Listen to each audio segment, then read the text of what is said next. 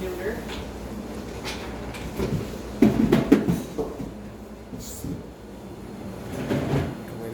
All right, so this is about 1,000 grams of hops that I measured out this morning.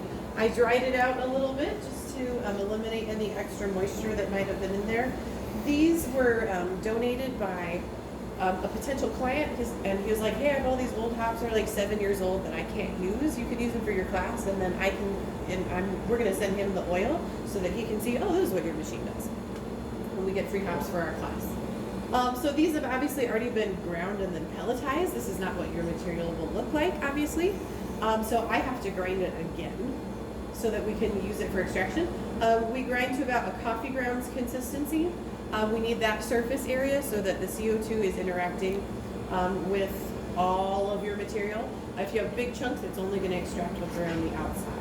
Okay? And if it's too small, then? If it's too fine, you run the danger of clogging your filter on the bottom. And if also you can pack it too tight.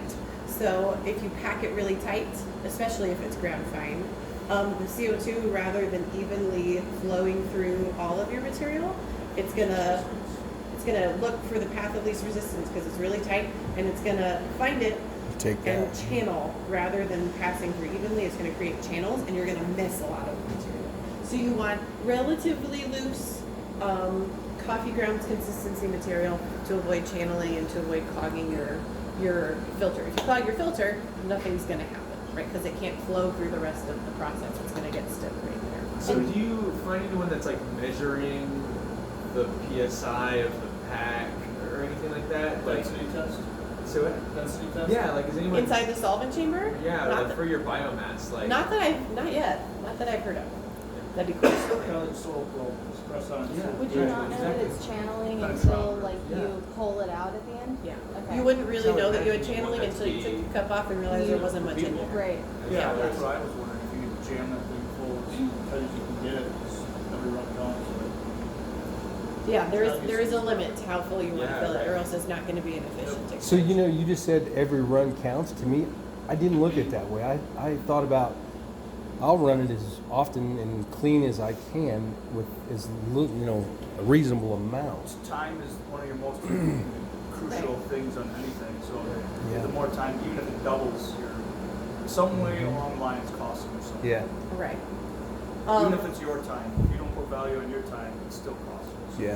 So like our extraction that we're going to do today, if I were running a business, is not very efficient because I'm only filling it a little bit, and the process to just like load and unload takes enough time that if I had to do that over and over and over, when I could have just done it once, Yeah. I probably could have gotten a whole nother several runs in today if I had done 2 large ones or 3 large ones instead Makes of sense. all these little ones where I have to unload and load and blah, blah, blah, Well, blah, and the blah. extra time of it getting up to pressure, well, just with this machine or whatever, you said it takes longer with less material to get all the way up to pressure. Well, this machine just takes longer because it's pneumatic instead of hydraulic. so that it would be the same. Yeah. Yeah. So yeah, the volume, and because I have less volume, it is going to also take a little bit more time to reach pressure. Not a lot, but yeah, that's a factor as well. So we need to grind this. My fancy mechanism for grinding is my Ninja blender. Ninja blender. That's what I Right? got. Which is, I'm going to put right behind you guys. And since mine is pelletized, I kind of have to go through an extra step where I'm going to grind it and then I'm going to pass it through a sieve to get the chunks out because there will be chunks. And then grind the chunks again. I'm going to put on gloves because I don't like my hands to smell like hops. Actually, I'll let somebody else do it. So who wants to Either. put on, what am I doing? Gary, Why am I jump working? in. These are kind of small, I will say, but we're just scooping and filling that blender about Get in there. halfway. And then these are larger, if anybody wants larger balloons. These just barely fit me. Cue it up. Get in there. Get in there, buddy. Give it a go. And all we're looking for is just a coffee grounds, coarse to medium coffee grounds consistency. Don't be afraid. This is a kitchen. I'll put it Come in on. that tray over here, and you can just handful scoops into the blender until it's about half full, third to half full.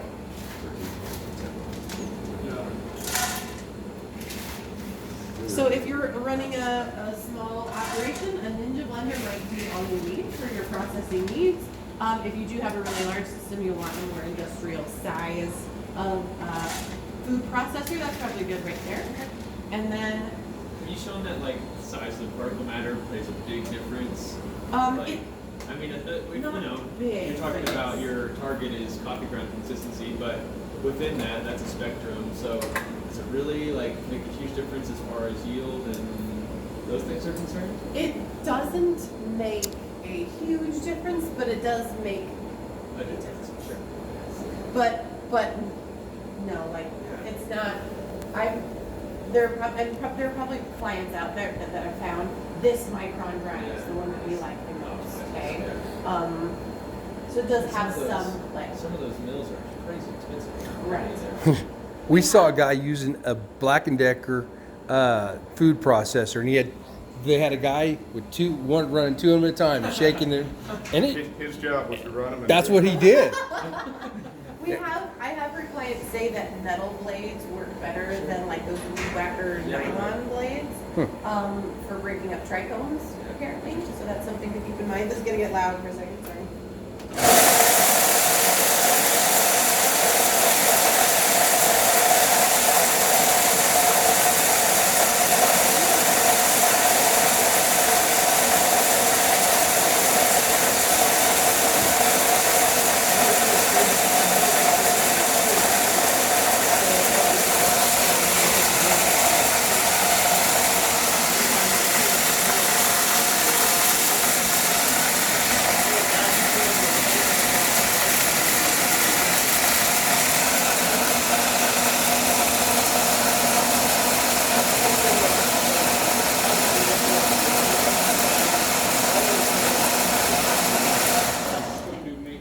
That looks like powder.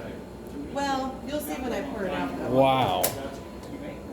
And again, yours is gonna be easier to like get a more even consistency. I have to kind of go crazy because you choose a lot of big chunks. Yeah, there's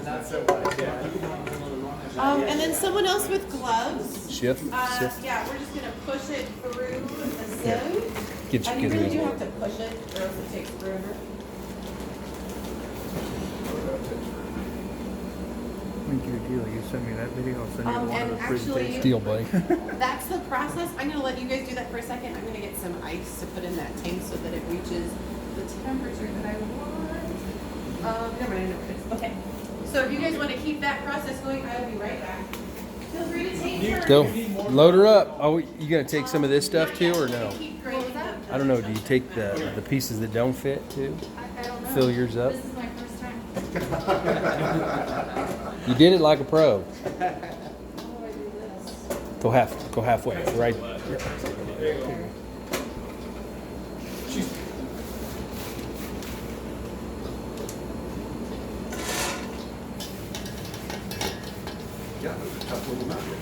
Yeah.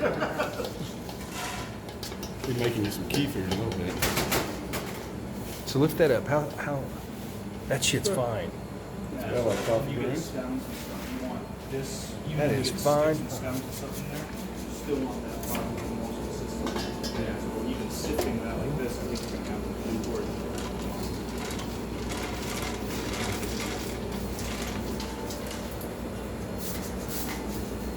All right. Regrind those. You regrind them. Carry them over.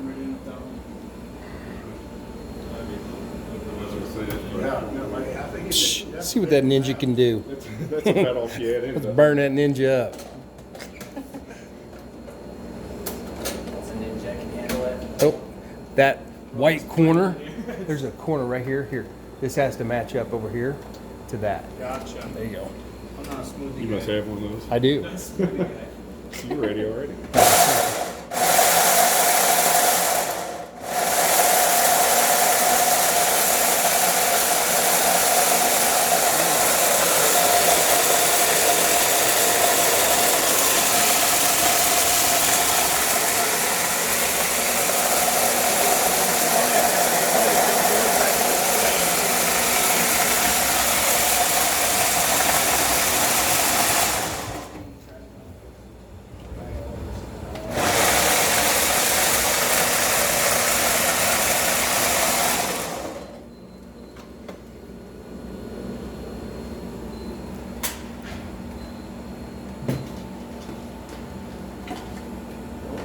Watch it. Them are sharp as hell. Yeah. The blades? Yeah. They are amazing. Yeah, they're. Can you like crush a golf ball or something? I've run an iPhone through mine What? because I saw Blend Tech had a blender and they were running crap through it, and I was like, let's see what this thing can do. It pulverized.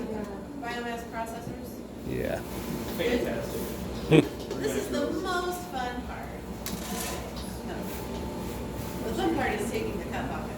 Yeah, I just wanted to go. So we were just talking a minute ago, do you think even without pelletized No, you can do that. biomass, you'd still probably need to sift for No, I wouldn't think stems so. and things like that? Well, Like- you should sift for stems before you grind. Oh, okay, yeah.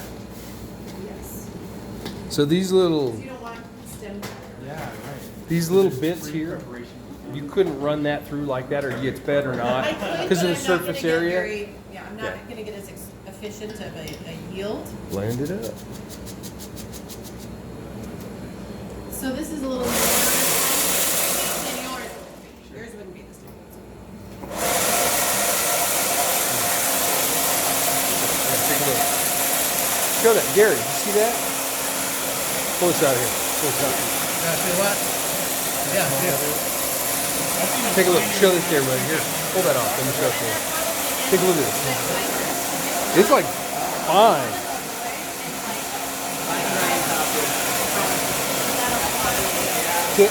John, don't want you feeling left out, John. Good. Yeah.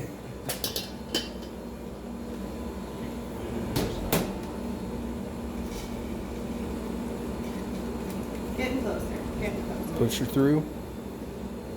And I do kind of get to a certain point where I just get tired of waiting, and I'm like, all right, we're doing it. So I think we're like a couple more blends away from that. From that point. So that works easier. Yeah, that's actually well, but I don't like wasting your guys' time. Like, it's just an example, you know. It doesn't matter if we get a totally efficient thing, because really, I just want you to understand how to work. Get through and what that. comes Yep. out.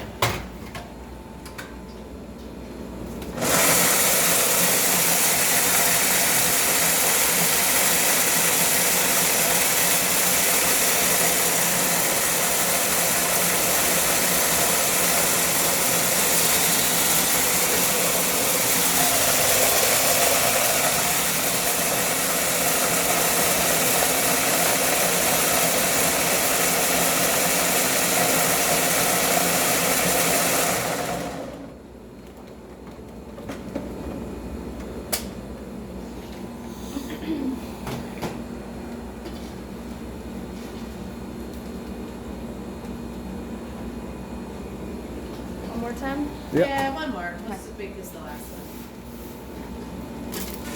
So, and Sorry. so if this were your material, so you had already sent it to a lab and you knew you had to have a percentage of oil in your beer. So let's say you had 15%. If your grind is consistent and you use the right parameters, your yield should be about 15%. Not all of that volume is CBD, right? We talked about 80% of it will be CBD, and the other 20% is those other molecules that it got extracted at the same time. Just dump it in there. I have not sent this to a lab, so I don't know for sure. The percentage of oil, I know that it's usually like 10, 12, 15%. So the better my grind is, the more oil I get. So is this 13.4%? That's not I don't relative know, to this the is oil? something, this is a different Measurement. group. Yeah. Some other molecule that they're talking about. I don't remember what it is. It's like an acid.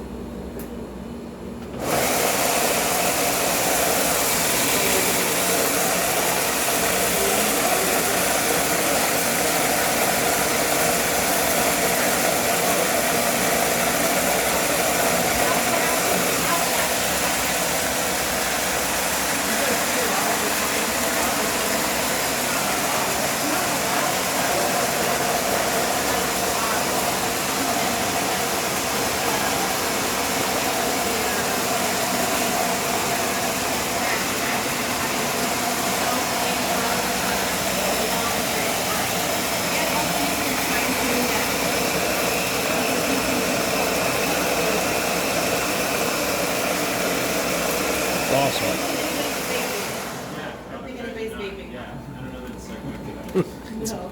It's like cell phones; it'll never catch on. And that one I think you can just dump because I don't feel like filtering anymore. It looks not bad anyway. Shake this shit Oh, out. dump it out. Yeah. So we just dump it all together. Oh, dump it in. Yeah, I think I don't want to grind anymore. Yeah, that's awesome. Okay, It's almost lunchtime. I'm ready. Ready to I like the way you think, Bethany. I like the way you think. All right, so this is the material that we're going to take to our solvent chamber. I think my funnel is over there. It must be there. To help, I have a really big one. Yeah, here's my big funnel. Oh, there we go. I need my super big one. That's a funnel. I spill. That is awesome. Oh my God. If I don't use my big funnel. So then I'll be over here. That's not usually. That is a huge. problem.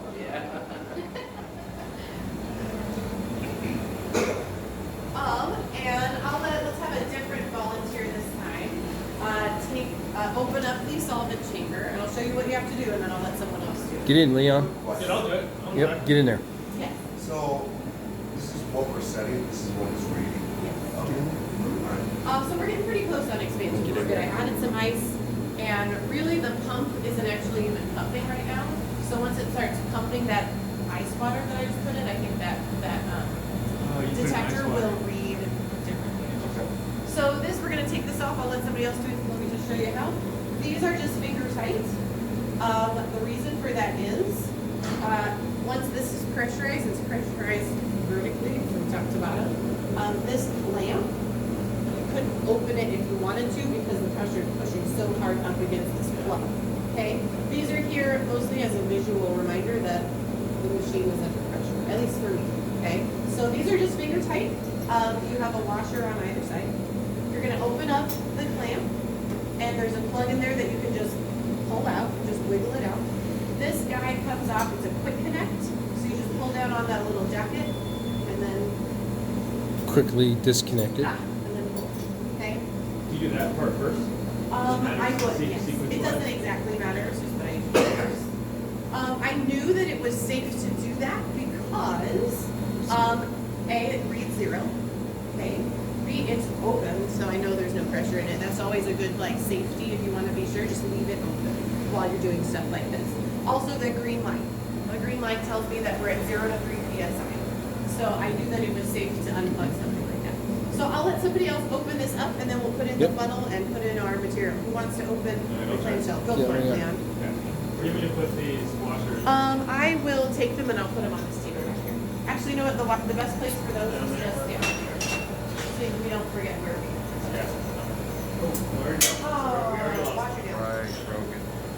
I have lost so many washers on this floor because it's gray. And yeah, so paint your floors white or something. That's a good So that idea. you can find all the parts that you dropped.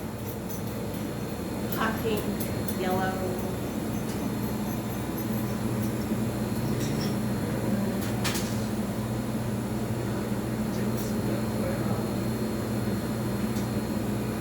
This is kind of hang here. Yeah, you can just let it hang. And then you'll open that clamshell. Okay. And then you can pull on that top little This quick right connect part if you need to, yep, and just wiggle and pull.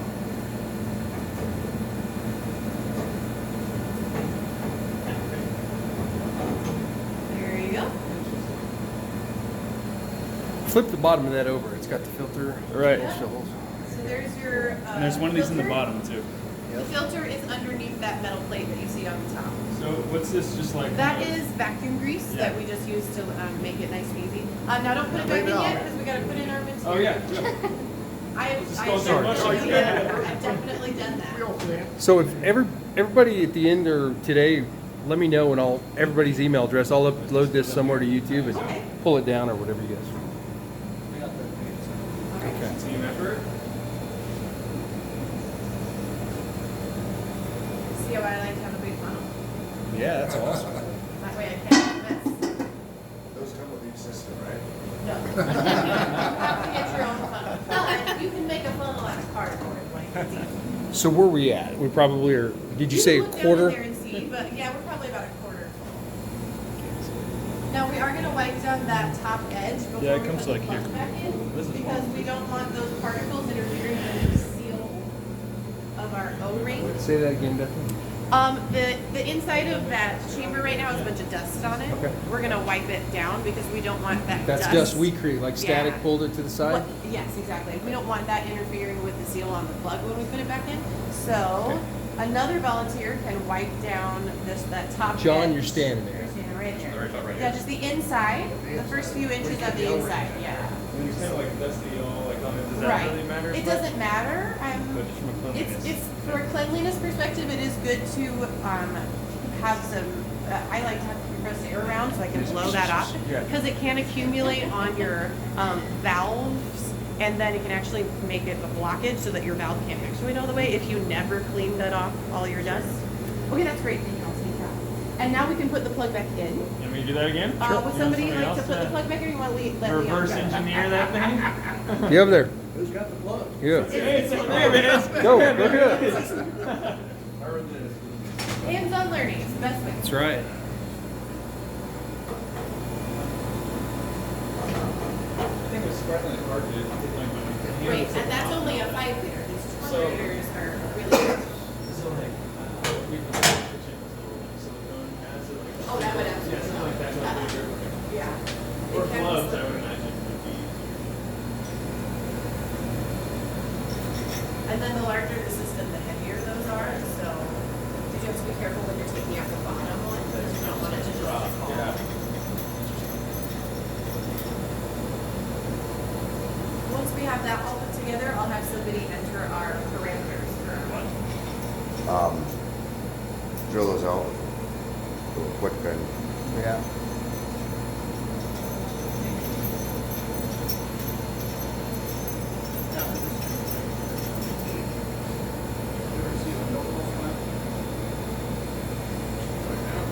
7 seconds times 2. 7 seconds Yep, times that's 2. good. And we'll check everything one final time before we hit go anyway. All right, so obviously there is another thing that we need to put on. That's That's you. our cup. Get in Okay, I'll show you how and then I'll let somebody else do it. So, this is the same on both sides, doesn't matter, this is your gasket. It fits into the groove on your cup and then it fits perfectly into the groove on here. You want to make sure that it's an even seal all the way around. You don't want it to buckle on one side or the other or you won't have a high pressure seal. Once you do that, the clamps will go around the edges. Something important about the clamp orientation, and I'll try to stand where everybody can see. So when you're clamping, there are these little ridges, and those are meant to actually hold your bolt head in place, but we never want them to match up like this with one on both sides, because the other side actually receives a washer. If you have a washer and a ridge, it gets stuck. So those ridges should be opposite each other. Okay, just like that. And then you would just put on your. So the bolt head goes where that ridge is. So let me get the washer. So your bolt head would go there, and then the other side would get the washer. Okay. So I'll let somebody else do that. Just make sure that the Tim? ridges are opposite. Saddle up.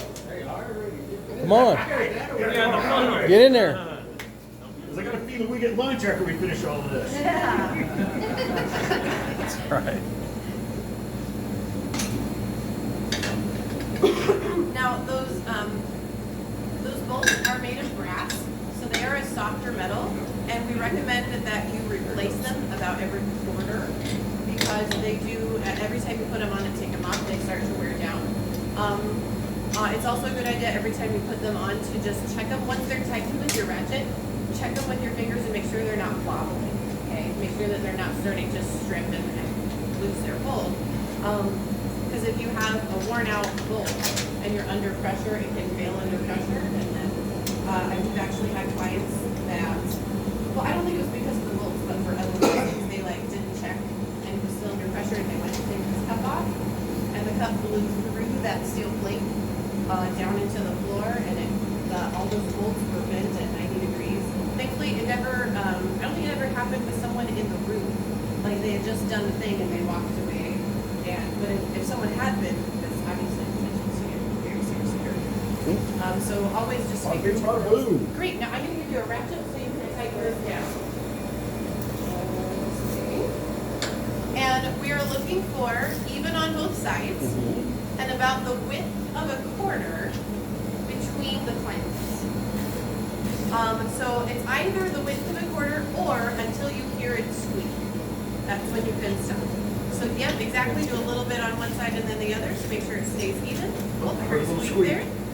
And I just check that gap to make sure the gaps are about the same on both sides. It just has to be just about. pretty close. All right. So that is ready to go. Now we can enter our parameters.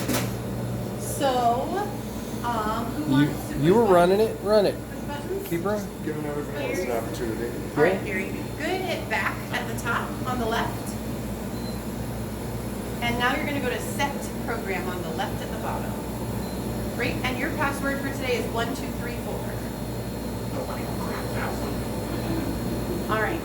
So we're going to start with the solve SP at the top. I'm sorry, almost at the top. It's right underneath stage 1. Yeah, that one. Tap in there. And for our turpine run, that pressure is going to be 1180. And enter. Oh, try again. Enter. There we go. And then the solvent water SP right below it. Great. That one is going to be 42. 42C. Great. For expansion water SP right below that is going to be 27. And then if you move over to the right where it says set hours, we only want 1 hour. Just one. And then enter. And you can see minutes is already at 0, so we'll leave that there. And the expansion set point is at 650 PSI. We're going to leave that there. Okay? So that is good to go. Would you hit stage 2 at the top on the right? So it's a good idea to check stage 2 just to make sure that if you're not using a stage 2, that you want 0 hours and 0 minutes. Otherwise, it's going to automatically start doing whatever your stage 2 is after it finishes stage 1. So we have 0 hours and 0 minutes. That's good. Go back to stage 1, please. At the top, there you go. Stage 1 and 2 mean 2 canisters. It means 2 sets of parameters. So if you wanted to do like a soft run and then hard run or something like that. It could also be, you could leave the parameters the same if you wanted to. And you just wanted a short run and then the next one is the same material, same parameters, but for 30 more minutes, you could do that. We only have 1 expansion chamber, so we would have to pause, take that out, harvest, put it back on before we went to stage 2. I need you to deselect that yellow button on the right, N2O. So that's something that our research and development guy was working on. He was experimenting with nitrous. You are not. Your machine doesn't have a nitrous button. All those buttons at the bottom that you see, cool recover, warm recover, purge system, purge all, we saw those on the video at the beginning. We're doing warm recover because it's quicker. So what that means is once the extraction has run for an hour, it's going to take all that CO2 at whatever temperature it's at, and it's going to start putting it back into my storage chamber. It's going to be warm, so I'm not going to be able to fit as much back into the tank as I would if it were cold. If it were cold and condensed, I could fit more back into the tank. So that just kind of depends where you're at in your day. If you're about to walk away and know you're not going to be wasting anybody's time, go ahead and do cool recover, and it'll take like 15 minutes to cool down the gas before it lets it back. But if you're just trying to get in as many runs as you can, take advantage of your time, then do warm recover because CO2 is cheap. And the only real difference in that is the quantity of CO2 to recover. What's like the loss at warm? Warm is about, you get to retain about 80 to 85% of your gas. Cold, you retain 90 to 95% of your gas. So we're going to leave that on warm. So that is good to go. Go ahead and hit home, please, at the top left corner. Do we know how many pounds takes to charge the system? I know that's written down somewhere, I but suppose it's dependent on system size. it is dependent on system size. So those are numbers I have not memorized. Okay. All right, so now we're going to go to run program. So it's on the bottom left, right there. And again, 1234 is your password. Great. Now you'll always get this screen before you continue, and it's saying loose connections are dangerous. You should be familiar with the system. If you're not sure, stop where you are. This is also a chance to double check everything you just did. So I'm going to do that right now. Those weren't tightened with a wrench, were they? No, and they don't need to be. Okay. So what I'm gonna do is I'm gonna check anything that we just opened and make sure it's closed. Yeah. Okay? So these, so I'm that gonna one look for needs that that one? really small gap to tell me that these are really tight. I'm gonna check those brass nuts to make sure that they are tight. These are all finger tight things that I can take off when I'm cleaning, so I'm just gonna check these two, make sure nobody cleaned it and kept made it loose. These can be finger tight, that's okay. This one, because you could have it where the jacket maybe didn't make it all the way up, and then this could pop off. So I'm gonna give it a tug straight up, make sure it's not going anywhere. Same with the one on the bottom, it's the exact same thing. I'm gonna give that a tug as well. And that all looks good to me. So you can go ahead and hit start stage 1. And it's gonna make some noise. And it'll tell you everything that it's doing on that yellow text that you see on the screen. Yep, so right now it's filling my storage tank from the supply tank. Our supply manifold is back in that corner, you can see, and our line is going through the tiles and ceiling and coming down here. So those are filling my large storage tank back there so that it'll have enough gas to feed the system. How large is that storage tank? I think that one's 125 pound tank. And you said over 100 is what you kind Yeah. of want to shoot for? Yeah, definitely. That way you always have enough open volume to put everything Is back. too big a concern aside from space? No, Yeah. as long as it's full. Sure. If it's big but full. Yeah. Yeah. Contract that place. Yeah. So our light has turned yellow because it's performing a leak test on the low pressure side. So you can see the gauge has gone up a little bit. You can also see on the screen that the expansion went up to 47 psi. So that's just checking for any large leaks before it continues. Now it's doing the same on the high pressure side. Now yellow does not mean it's still safe. Yellow is anywhere from 4 to 199 psi. So just because it's yellow, don't assume that you can still open it. The orifice is closing. See the needle valve turning right there? On Yeah. them. It's opening up right there. So you're trying to build pressure in the system, so that's It's closing, right? closing. Yeah. To keep it all on this side. Yep. I guess that needle valve is going towards Towards the left. Is counterclockwise closing Right, or the open? plate Oh, is okay. on It's that going little- clockwise into there to close that. Okay, So- so look at from that way. It's clockwise. Yeah, so looking from that way, yeah. Now, it's a good idea to That's stick closing, around so- just until it starts looping to make sure that you don't have any goofy alarms like, oh, you don't have enough water, or something like that that you could have fixed if you were standing right here. Because it does stink to be like, all right, and you leave and you come back and there's something that says Nothing's like, oh, happened. you ran out of water, so you left for 3 hours. And nothing. Completely closed right there. So Okay. it's just a good idea to stick around until you see the word looping. And that means that it's Oh, look actually at this baby. starting. Woo! Well, it's pressured up and hurried, didn't it? We have very developed an app on your Hydraulic pump. network and monitor, Yes, there's a capacity to do it That's a solvent all over thing. the You're place, but charging a it's solvent. not. And it's also very complicated. We're running, right?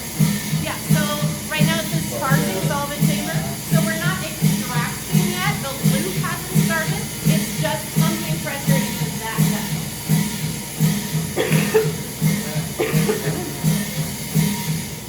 I was just gonna say, 1170, okay. Yeah, 1170. It goes right there, 1170. So she bleeds down a little bit. So now it says waiting for gas to condense and chiller to reach temp. Now we're looking. So you can see in the top right corner, it tells you how much time you have left in this stage. It would also tell you how much time was left on your other stage. And then how much time you have left total. 1180, but we're at 1229 right now. So, So that needle valve is gonna start opening so then to that'll- let that pressure Got into it. the expansion. interesting. And then if the expansion ever starts to overpressurize, it'll immediately purge it to atmosphere. Yeah. Because you can see even right now, is starting So- to come down. Yeah. Is there any concern with, in that period, the solvent chamber going past our set point? I mean, it was by 100 psi. It takes a large fluctuation to make a significant.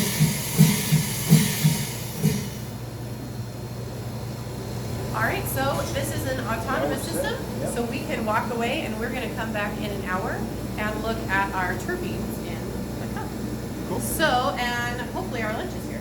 So let's go back upstairs. So the pressure of the solvent side is going to bleed off That's the just valve. separate. Yep. And then as it gets, once it gets full, it's pumped back in and bring more Well, CO2 that's in. just So they can maintain. And that actually brings up a good point. So right now, our needle valve is still figuring out how open it needs to be. Or your solvent tank. And so, like, they notice they overpressurize, and then it'll pause, and that needle valve is actually going to be gradually opening to let that pressure over to the other side so that we can maintain our set point. Once you've run your material several times, you can go back and look at your data. You can look at the orifice opening that it's settled on. So there's a graph for the orifice, and you can watch, like, you could, if we looked at the graph for this one, we would probably see that it was gradually going, like 60% open, 70% open, or however much. And at a certain point, it's going to level off and plateau for the rest of the run, because that's the amount it needed to maintain our pressure. If you aren't changing any other parameters, go back and find that number, and then you can actually preset that number. You can say, oh, last time it plateaued at 55% open. So I'm going to go to it's on the data manual, and I'll show you when we come back in here. You can go into your data manual screen to the orifice and say 55%, go. And it's going to start at that magic number that you set. And that way it won't take as long as this did to find that set point, because we started at the correct set. You won't know what yours is until you run it. Very cool. Just one of the many aspects of fine tuning. Right, exactly. But, yep, so you can see it overpressurized the expansion chamber, so it purged out what the leftover. All right, so we're gonna let this do its thing. And head back upstairs.